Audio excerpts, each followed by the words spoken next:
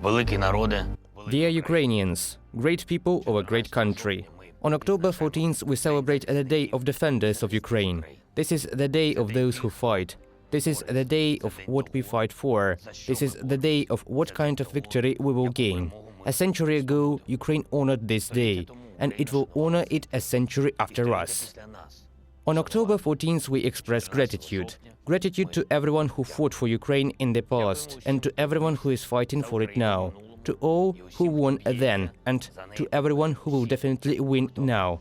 Win in such a way that it will crown the struggle of many generations of our people with success. The people who always wanted one thing the most: freedom, for themselves and for their children, for our culture. The place where I am now points to the origins of our Ukrainian past. These are the slopes of Vytachiv. Here was one of the most ancient outposts of Rus Ukraine, back in the times of Olga, Sviatoslav and Volodymyr the Great. Sviatopolk, Monomach, Andriy and Oleg were gathering here for the princely congress. Andriy Pervozvanny placed the first cross here.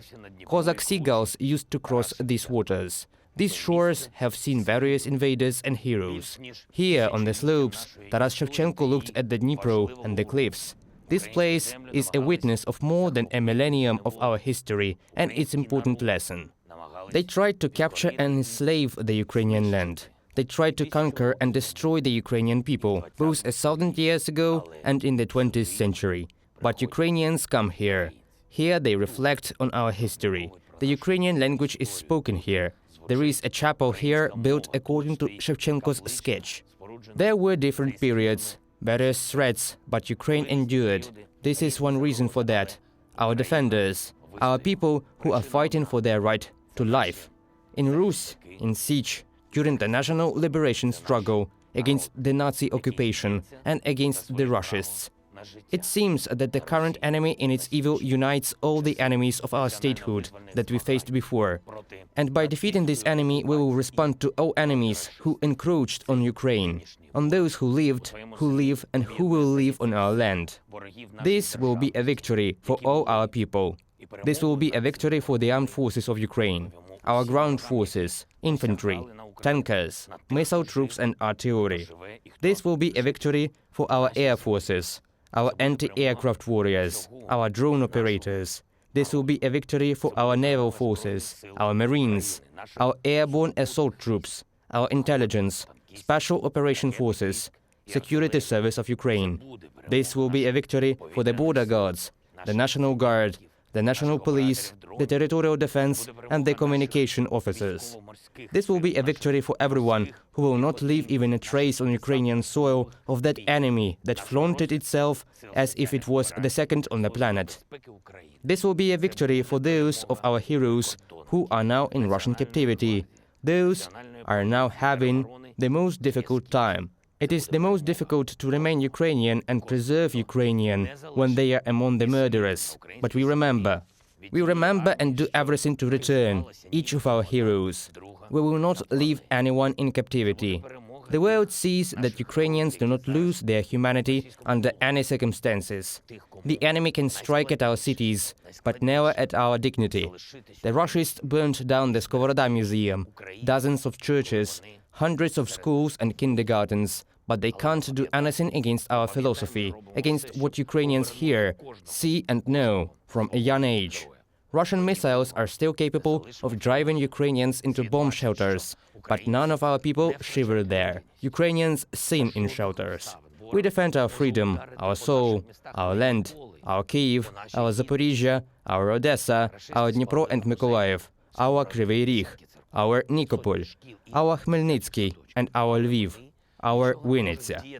What we have preserved and will always protect: our Zhytomyr region, Kyiv region, Sumy region, Chernihiv region, Kharkiv region. What we did not give away and will always protect: our Kherson, our Donetsk and Luhansk, our Crimea. We all, great people of a great country, everyone who fights and works for Ukraine to live, diplomats who formed the most powerful global coalition in history to help Ukraine, volunteers who cover any needs on the ground, in the air and even in space, journalists who spread the truth about Ukraine and about this war, who maintain our morale, our confidence, our awareness. Transporters who change supply chains and provide Ukraine with everything it needs. Energy workers who defeat the darkness around the clock. Builders who restore what was destroyed by the enemy. Our heroic doctors, rescuers, sappers, teachers, civil servants, local government, farmers, industrialists. A nation that defeats terror. Millions of people who are bringing the crucial day closer, each in his place.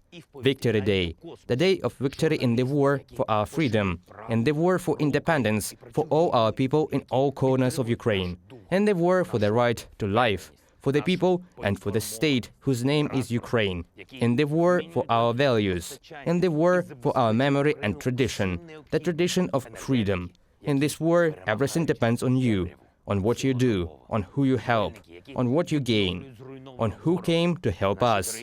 The world stands with us, more than ever in our history. This, in particular, makes us stronger than ever in our history. But just as at any time in our history, the future depends on specific people, on those who are currently in the trenches and on combat posts. Sons, brothers and fathers, daughters, sisters and mothers, Ukrainian men and women to whom I now want to say the main words. You are the most precious thing we have, each and every one. Rashist tanks, inmates and mercenaries oppose you, looters, rapists, and those who have gone mad from propaganda. Thousands of people whose lives are worth nothing to their state. They are thrown into attacks. They have anti-retreat detachments behind their backs. They are not counted and are not even taken away when they die. They do not know what to live for, and that's why they lose the life given to them by God so shamefully.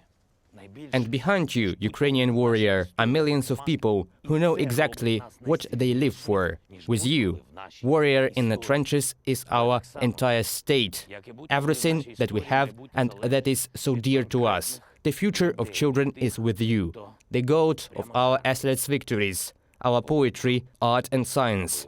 Sofia and the Pototsky Palace are with you, our Hortitsa and our Lavra.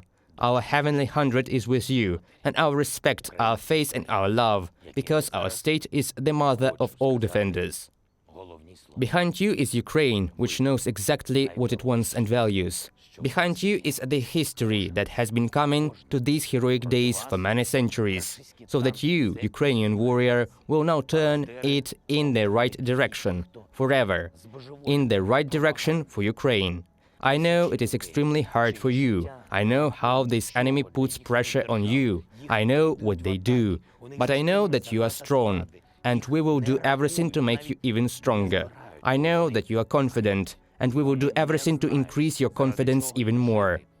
I know that you are bringing victory closer as much as you can, and we will do everything to speed it up.